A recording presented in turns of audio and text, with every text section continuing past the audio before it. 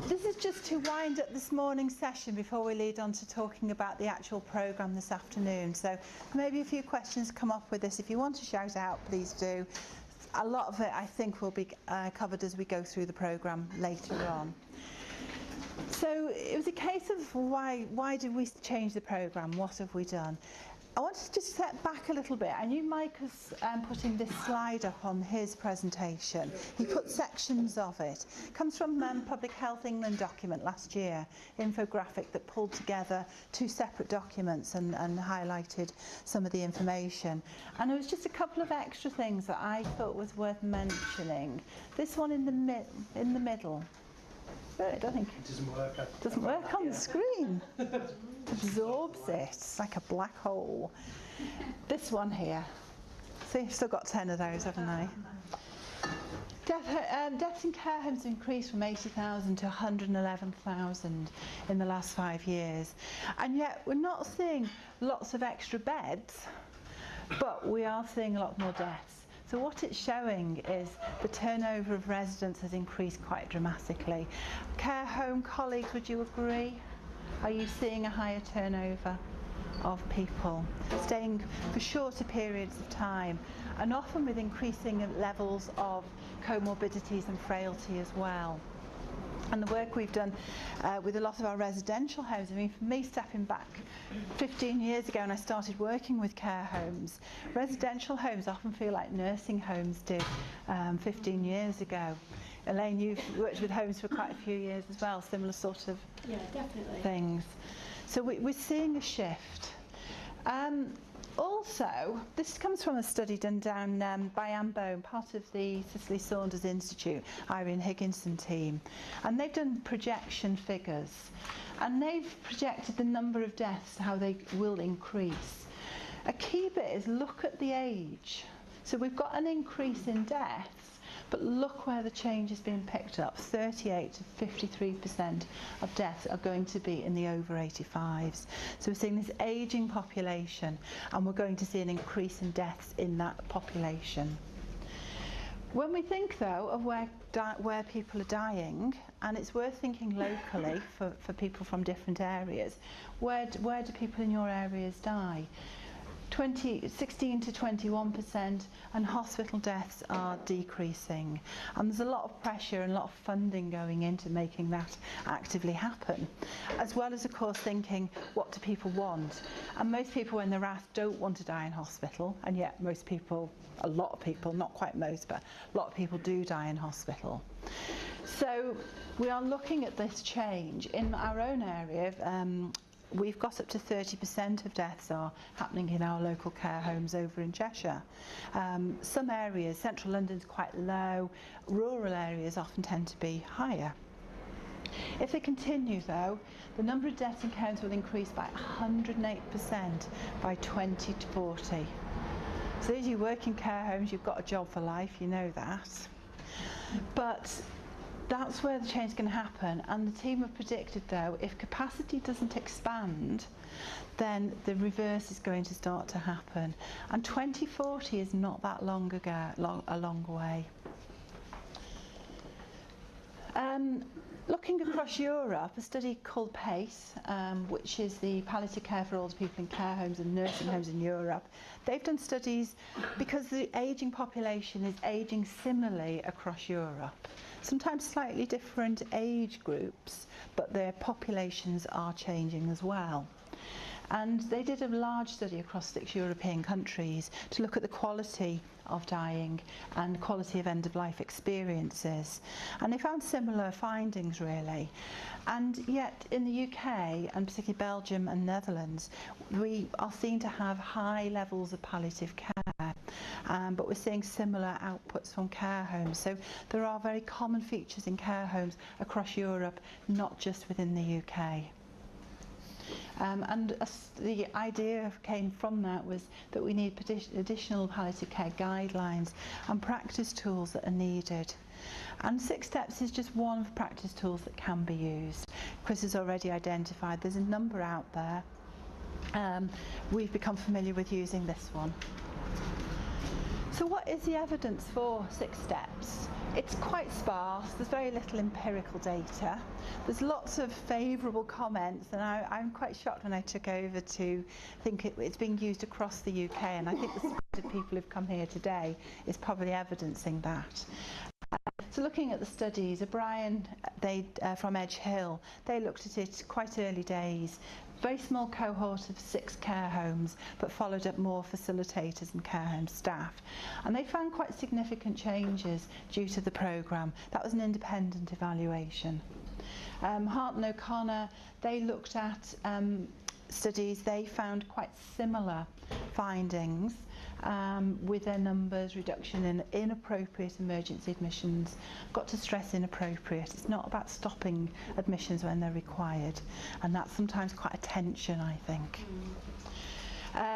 Angela Stringett, she's from St Wilfrid's in Chichester. She's a fellow facilitator, did a great paper around economic assessment and the cost and benefits of the programme.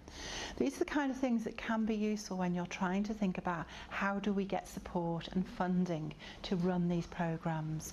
I can show the evidence because we've got a lot of evidence to show there is a change in people where they die, in where the quality of care, but it's often pounds and pence that tell the story as well. So it's worth looking. If you Google, I can put the link will be up on the website actually, because I'm having a resource area. But if you Google Angela's name and put RCN, she was successful with the Burdett Trust and won a found. So you can see what she found. And then more recently, very recently actually, International Journal of Palliative Nursing, Martin and Martin produced a case study that used the 6 steps as a framework. So there is some data, and we're really hopeful that we'll be able to get some external valuation of our updated programme as well to give it a bit more substance and a bit more legs. Locally, and I talk about local, we did a study we did in 2013, and then we followed it up 3 years or 2 years later. We took a cohort of 16 care homes in a very contained CCG. We work across 4 CCGs.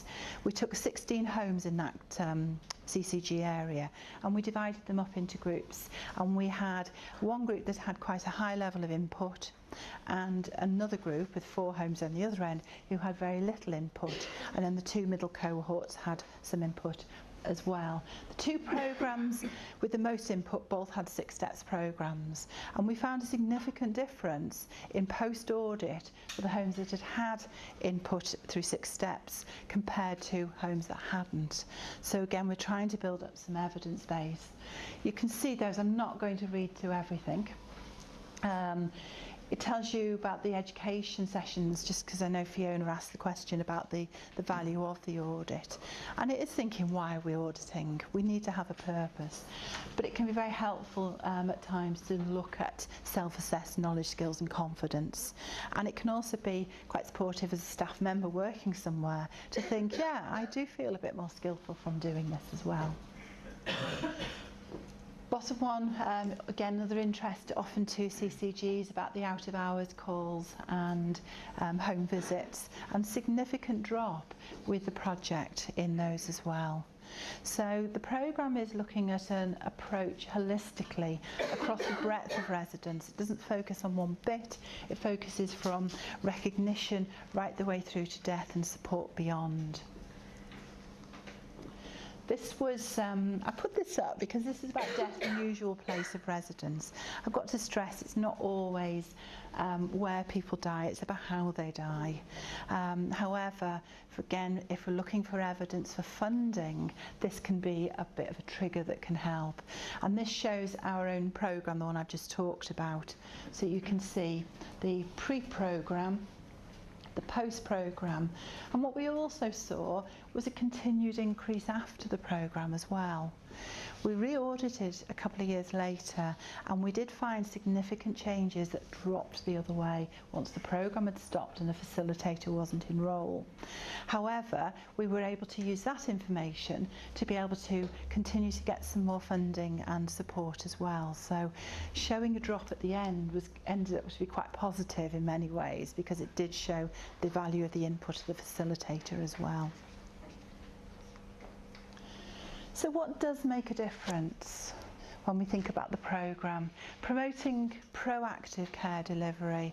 We were just having a chat before the break about teams that may be offering reactive services, which are needed, but also having the time and the capacity to be able to develop proactive methods as well. Working in partnership. Care homes may have lots of professionals coming in, especially if they're high on an agenda on a CCG, and it's right, you're going to do this, you're going to do that, and you sit in the care home thinking, right, okay, where do I start? The partnership side, working and understanding, and what we've tried to do with the revisions in the new programme is enhance that partnership. Facilitator remains a key pivotal role within the 6 steps, but the partnership and getting to know and understand the care home and the manager and the staff is about then working together. It's not one person's more important than the other, it's bringing knowledge together to be able to work more effectively. So facilitation support I've mentioned. Education is part of the new programme. I'll explain more about how we've separated it out from the organisational element, but kept it very linked up anyway. And making sure there's links to other services and providers, but in a joined up way, and I won't probably even open that can of worms before we go into lunch. So what did we do? What influenced the change in the programme? It wasn't me sitting in a little room deciding what to do. It was about negotiating, it was discussions with care homes, and we've been lucky to have a cohort run through as a bit of a parallel really, and they piloted some of the key aspects, so we were able to test and change as we went along. But talking with my colleagues about what kind of things are important, what kind of things they want, and also how do we fit this in a busy working day, but how do we make the biggest difference to residents?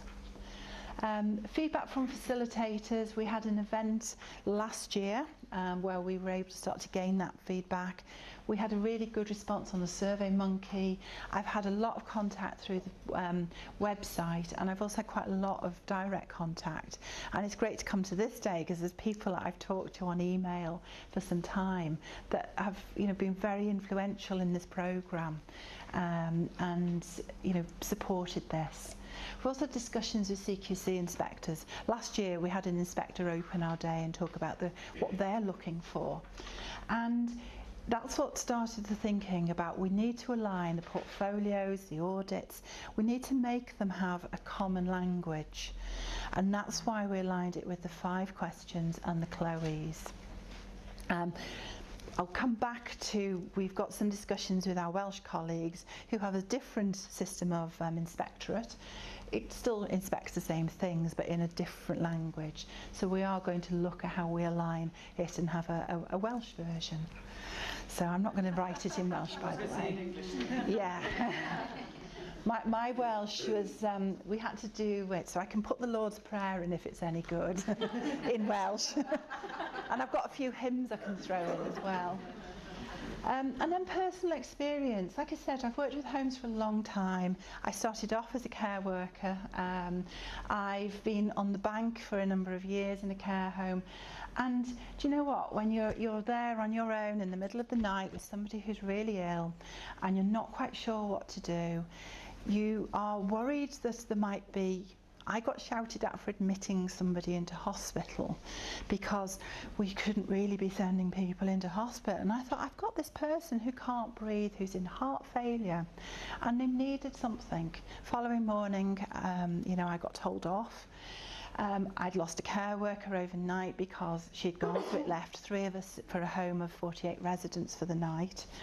But that person got treated, they came back and had a really good quality of life for another 9 months.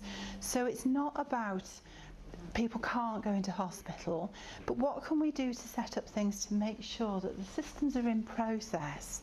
And I'm very interested in Kieran's comment earlier about support from NWAS, for example. How do we make sure then that the people who do need it go, and that's okay, but we can look at who we can stop and prevent when appropriate. So, now it's time for lunch.